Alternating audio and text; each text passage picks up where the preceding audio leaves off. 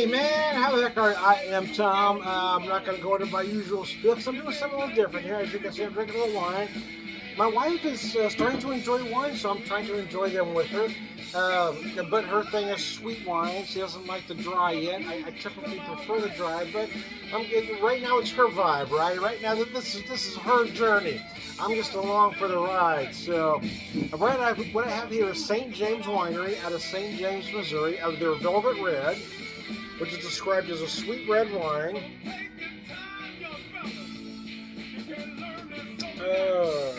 At 10.5%.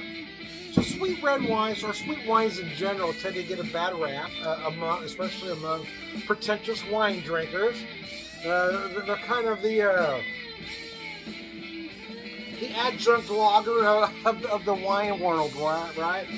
But see, here's the thing: it doesn't mean that an adjunct lager can't be done right, and that's kind of my point. Is yeah, maybe sweet wines aren't the elite of wines, but it doesn't mean that they can't be done right. And I'll be honest with you, I don't know enough about wine to go into quality. All I can tell you is if I like it or if I don't. I can tell you what flavors and aromas I'm picking up. I want to be real honest with you. I'm coming at it from a craft beer point of view. So I guess and all that means is that I may not be able to pick up a flaw that a more experienced wine drinker can. However, here's the however is that the experienced wine drinker may be looking for a flaw that isn't there, right? Because they've already decided they don't like sweet reds because wine snobs just don't. They don't like sweet wines at all. They're not going to like it no matter what. I'm just saying, yeah, maybe it is adjunct lager of the wine world, but doesn't mean an adjunct lager can't be done right. And in my translation here, it doesn't mean that a sweet wine can't be done right. So having said all that, I pick up some raspberry on the nose right away. Some black cherry. I'm feeling some black cherry for sure. And again, this could be me because again, I'm coming at it from a craft beer point of view, right? I'm giving you the flavors and aromas that I know and understand.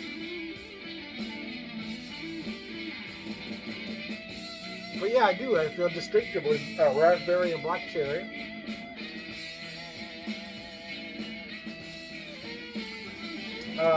Plum, when I say plum, I mean a very dark, almost overripe plum. Very sweet plum.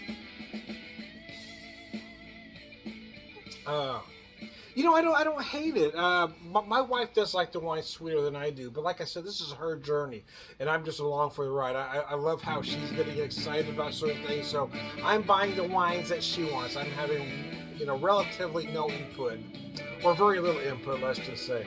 Unless she asks for input, I'm staying out of it, because I want her to try the wines that she wants to try. I want it to be all about her and not about me at all.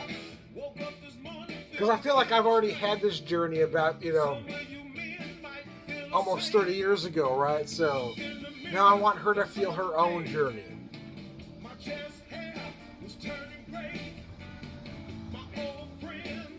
And she's getting excited about picking out certain things and doing some tastings. And I love how excited she is about that, because it's not something she's ever shown any interest in.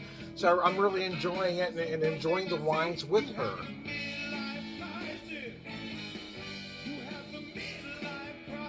But yeah, I've noticed when I've done some videos and I've talked about sweet wines, there's been some noses going up. Oh, sweet wines. Oh, yeah. I get it, but like I said, sweet wines may be the adjunct lager of the wine world, but doesn't mean that they can't be done right either.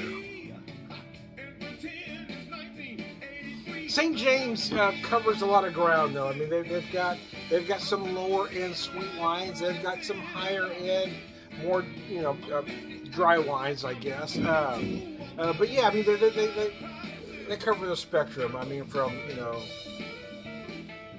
$8 a bottle on up to whatever a bottle. They've got some quality stuff. But like I said, for this particular trip, I wanted her to pick out the wine she wanted. I didn't want to have any input at all unless she asked.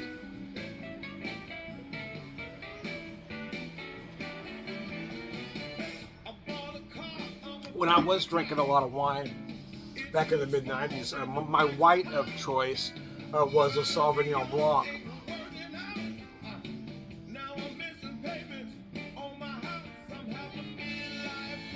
My red of choice kind of, teetered between where I was. I was really getting to, I love the Norton variety.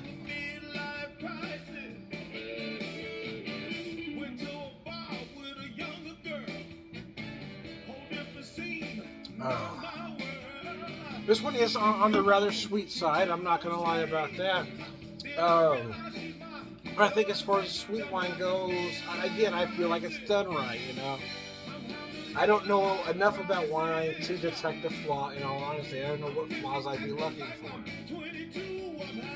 If I have a beer, I know what flaws to look for, right? Especially in an ad-drink lager, you know what flaws you're looking for in a beer like that. You get that metallic taste, you know. Does it finish too sweet? You get that sickeningly sweet corn syrup linger on.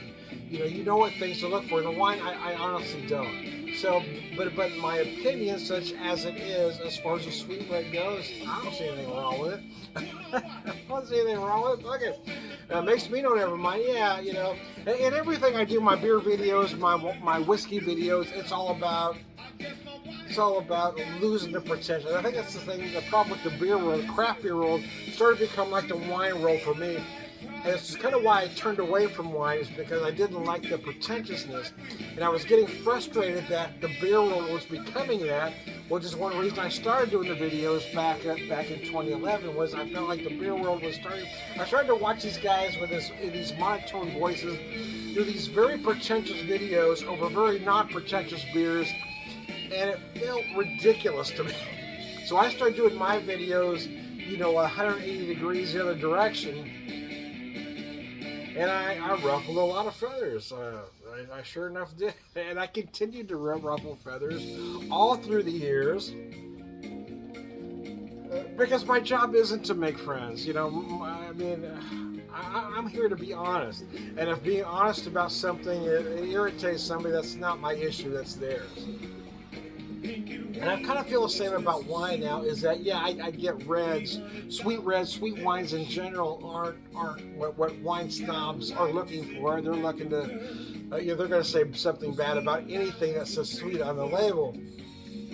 I'm just saying, anything can be done right. Anything can be done wrong.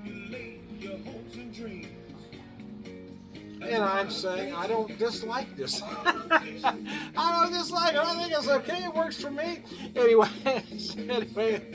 Anyways, bring it home, Tom. I am Tom, and I just can't call myself the wine whisperer at this point. I'm going to skip to all around good guy and cheers.